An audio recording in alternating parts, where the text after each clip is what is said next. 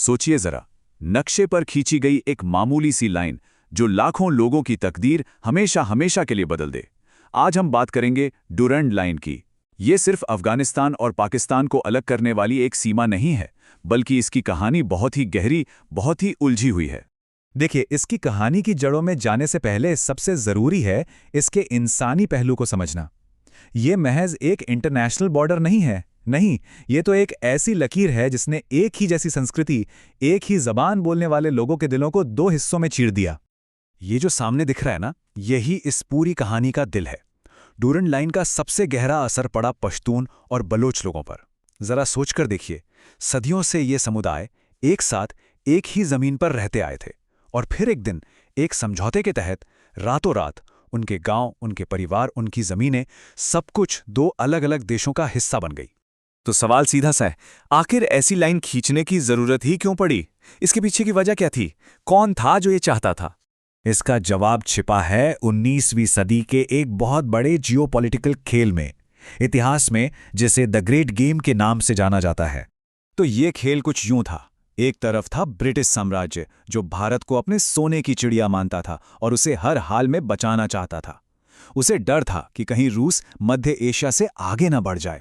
और दूसरी तरफ था ताकतवर रूसी साम्राज्य, जो लगातार दक्षिण की तरफ अपना असर बढ़ा रहा था। और इन दो बड़ी ताकतों की खींचतान के बीच में पिस रहा था अफगानिस्तान।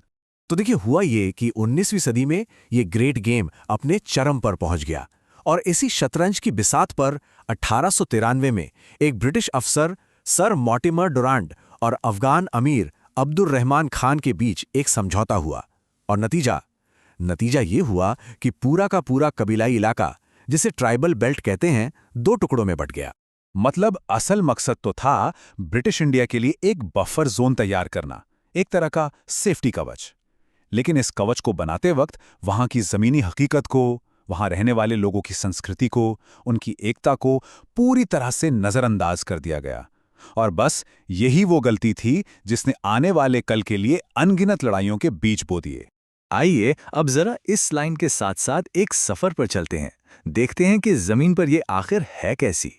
हमारा सफर शुरू होता है पश्चिम से, रेगिस्तान के सूखे, बंजर और विशाल इलाकों से। एक ऐसा इलाका जहां जिंदगी अपने आप में एक बहुत बड़ी चुनौती है। और जैसे जैसे हम पूरब की तरफ बढ़ते हैं, नज़ारा एकदम बदल जाता है। सामने आते हैं स्पिन घर और हिंदू कुश के विशाल दुर्गम पहाड़। ये दुनिया के सबसे ऊबड़ खाबड़ और मुश्किल रास्तों में से एक है। और फिर हम पहुंचते हैं ऐतिहासिक खैबर दर्रे पर। इसका नाम तो हम सब ने सुना है। ये सिर्फ एक पहाड़ी रास्ता नहीं है, ये तो इतिहास का एक जीता जागता पन्ना है। सदियों से व्यापार, संस्कृति और हाँ, हमलों का भी यही मुख्य दरवाजा रहा है। इसकी अहमियत आज भी उतनी ही है जितनी सदियों पहले थी। अब यहाँ एक दिलचस्प बात है। जब हम इस नक्शे को देखते हैं तो एक सवाल मन में आता है, ऐसी कौन सी बड़ी नदियां हैं जो इस इंसानी बनाई लकीर को नहीं मानती और इसे पार कर जाती हैं?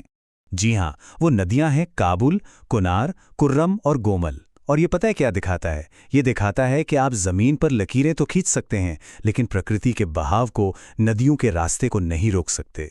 ये भूगोल और सियासत के बीच का एक अजीब सा तनाव है।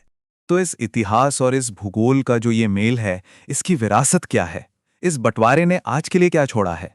देखिए, 100 साल से ज्यादा हो गए, लेकिन इस एक लाइन के नतीजे आज भी भुगतने पड़ रहे हैं।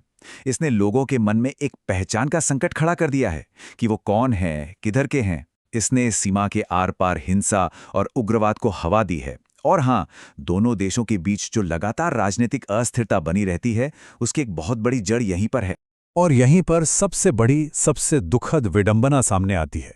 सोचिए, एक लाइन खींची गई थी एक साम्राज्य को सुरक्षित करने के लिए, लेकिन उसने वहां रहने वाले लाखों लोगों की जिंदगी को हमेशा के लिए असुरक्षित बना दिया। तो ये सारी बातें हमें एक आखिरी और बहुत ही अहम सवाल पर लाके खड़ा कर देती हैं।